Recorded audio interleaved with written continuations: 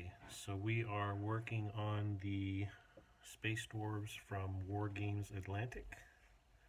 I've got a couple, everything has been cut off the sprue, cleaned, trimmed, and mold lines removed. I've got a couple guys here. Here's one that's got a flame unit, and I'm going to use these guys for Star Breach, of course. Imagine that. They go together pretty well. The only thing I did notice is they come with this little piece of fur that's supposed to go around their shoulders, but with certain heads it doesn't fit, so I'm just going to leave the fur off. Just an extra little tidbit I don't need to fiddle with. And I've got my leader for the warband here. I just gave him a big, looks like it's some sort of plasma kind of type of weapon. Then I threw a Space Wolves 40k Thunderhammer across his back just for fun, so it points him out as the leader. And basically I've got all my stuff set out here, tweezers, hobby knife, all my bases lined up in a row because I like to do things assembly line style. I'm using Tester's model cement because it welds the plastic together and it's permanent. I mean, you can drop it on the floor and kick it across the room and it won't break apart. So I've got the heads pile, the gun pile, the supporting arm pile, one little pointy finger pile, just one of those, and then the legs. So, whoops, slippery little suckers. And so I just basically get the glue on these guys and stick them to their bases, and then while the first one is drying, well, I should say while the last one is being done, the first one is usually ready to mess with. So I just put this glue down, and this glue dries really quick. It sets up in probably like an hour, but it gets tacky enough to where you can, I just stuck that guy to the base and I can turn it upside down and he won't fall off. It's way better than super glue for plastic models. I only use super glue for resin or metal. So yeah, we'll just put these dabs of glue on the bases here on the feet, stick them down to their bases, and it goes pretty quickly. As Chris Kohler can attest to, he gave me some miniatures on Monday, these guys, and I got them clipped, cut, cleaned, primed, airbrushed, and got them on resin bases in less than 24 hours. That would be like about 12 hours yesterday and about 10 to 12 hours the first day on Monday. So yeah, I go a little quick. But, with COVID, it's about all there is to do, so do miniatures. So we'll get these guys glued down here, and I'll just make this a quick little video. I don't want to bore you guys too much. And so we'll get these guys glued down. Looks like I'm short one base. 1, 2, 3, 4, 5, 6, 7, 8, 9, 10, 11. Need one more base. Luckily I have over 100 in this bag, because that's how I roll. I collect shit.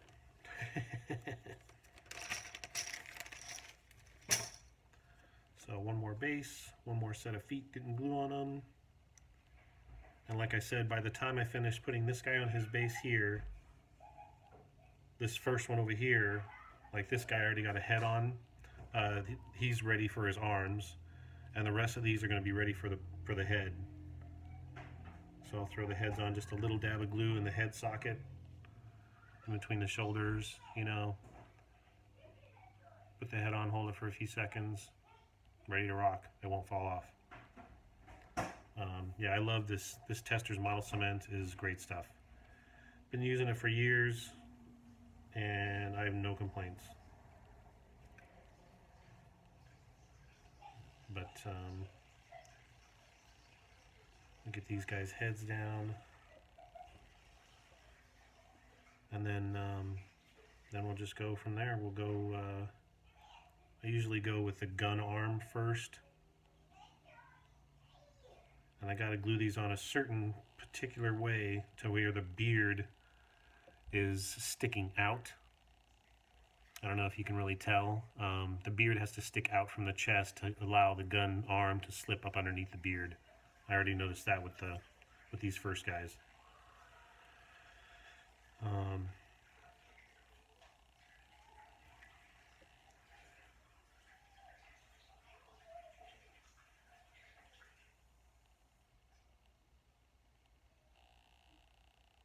That one was a little finicky, but we'll make it work. These are pretty decent miniatures. I like them. They're all plastic, you know. They're not resin or restic, as they like to call them sometimes. They're easy to assemble, easy to clip. The parts are strong and sturdy. They're not going to, you know, break into a million pieces when you're cutting off the sprue. So yeah, I'm very happy with these miniatures. Again, thanks, Chris. You rock. Oops.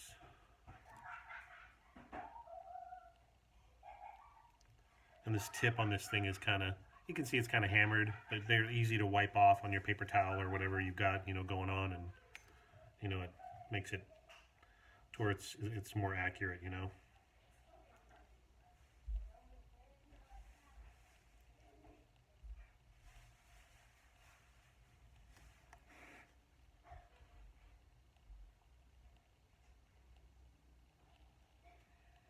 All right, so those guys are all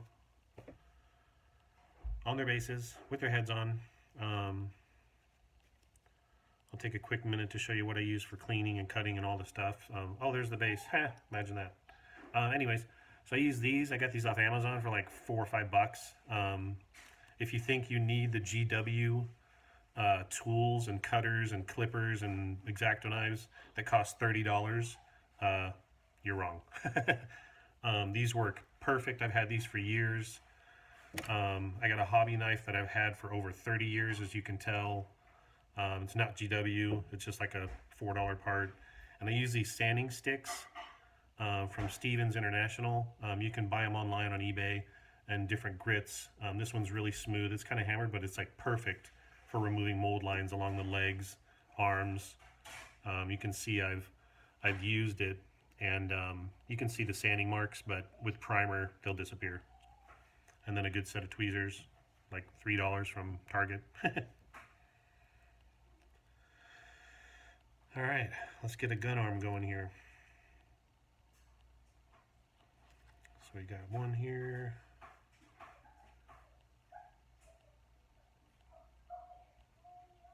Oh, okay, this one's an interesting gun arm. This is the one where he's going to be, I'm going to turn this head just a tad. And I'll probably give him like a knife arm. Like I've got one over here. A little arm with a knife blade in it. I'll probably put that on him because I didn't know that gun. See how it pitches out away from the miniature? Instead of, you know, laying across his chest. So we'll just put a little dab of glue over there. We'll trim this off here. A little piece of sprue left over.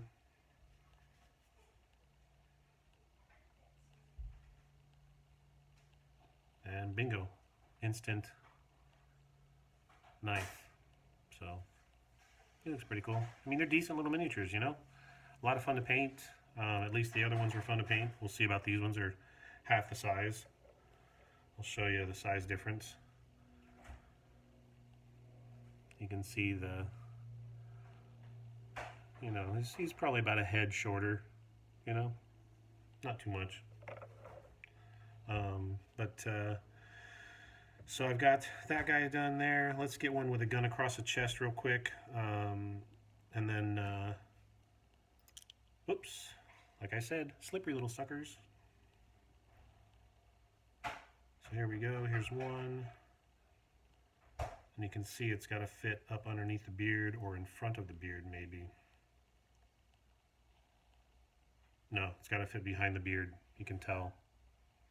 Like, look at that. It definitely goes behind the beard.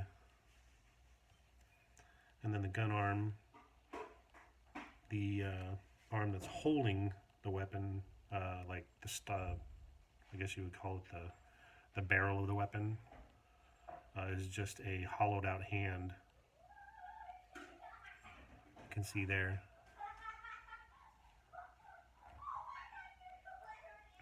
And that guy's done. That's as far as he's going. He's ready for primer.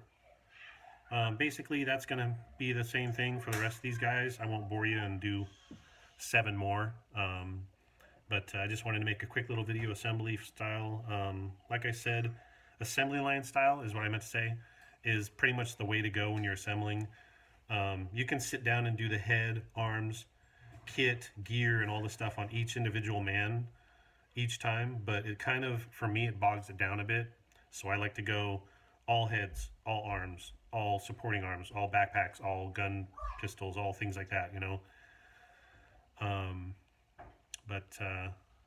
I guess you can see these are the Wargames Atlantic skeletons, and I like these better than the Warlord Games ones.